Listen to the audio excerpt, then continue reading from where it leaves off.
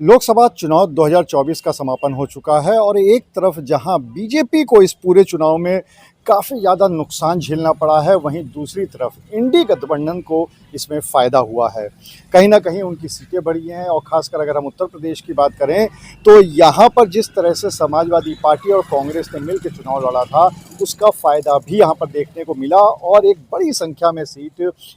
विपक्ष के खाते में चली गई। लेकिन इस पूरी लड़ाई में अगर देखा जाए तो जो सबसे बड़ा नुकसान हुआ है वो हुआ है मायावती की बहुजन समाज पार्टी को। जी हाँ, बसपा को सबसे ज़्यादा नुकसान हुआ है। उनकी जो सीटें जीती हुई थी पिछले लोकसभा चुनाव में वो भी कम हो गई हैं और सबसे बड़ी बात अगर हम बात करें तो इस बार के चुनाव में जितनी भी सीटें थी वो सब की सब चली गई। यहाँ तक कि उनका जो कोर वोट बैंक था वो भी उनसे खिसकता हुआ नज़र आया और शायद इसीलिए अब मायावती ने एक नई रणनीति पे काम करना शुरू कर दिया है।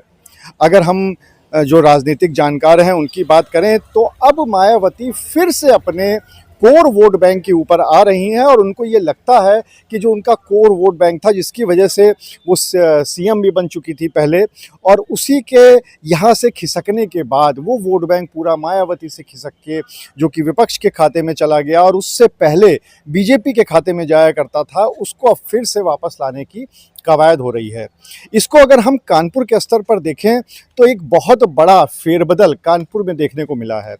क्योंकि जो यहाँ की पूरी महानगर इकाई है बहुजन समाज पार्टी की, उसको मायावती के निर्देश पर पूरी तरह से बदल दिया है।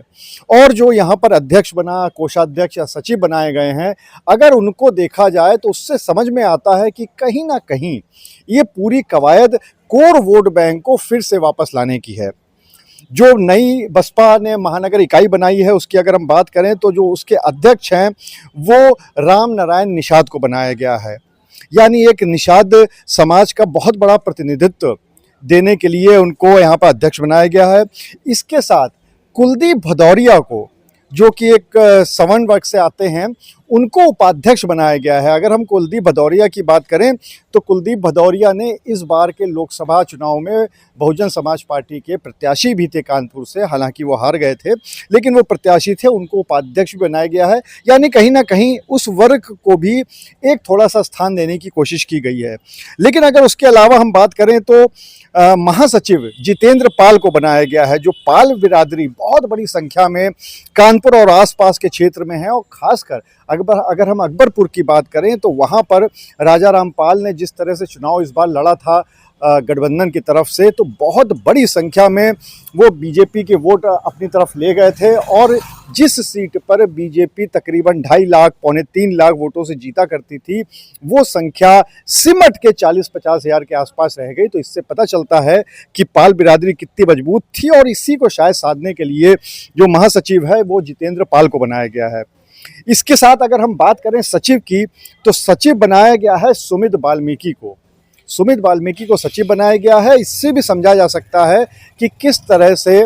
इस बार मायावती पूरे अपने कोर वोट बैंक को साधने की कोशिश कर रही हैं।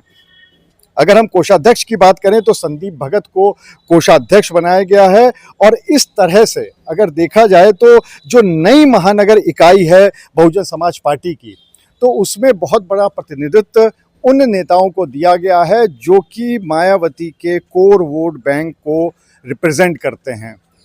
लेकिन अब देखने वाली बात ये होगी और जो सबसे बड़ी बात यह है कि मायावती कहीं ना कहीं जो उपचुनाव 10 सीटों पे होने वाले हैं यूपी में, उस पर बहुत ज़्यादा कंसंट्रेट कर रही हैं, वो लड़ने भी वाली हैं जैसा कि हमारे सूत्र बता रहे हैं। तो उसको देखते हुए ये जो पूरा फेरबदल हो रहा है ये काफ़ी महत्वपूर्ण माना जा रहा है। और अगर इसी तरह से रहा तो ये देखने वाली बात होगी कि क्या वाकई में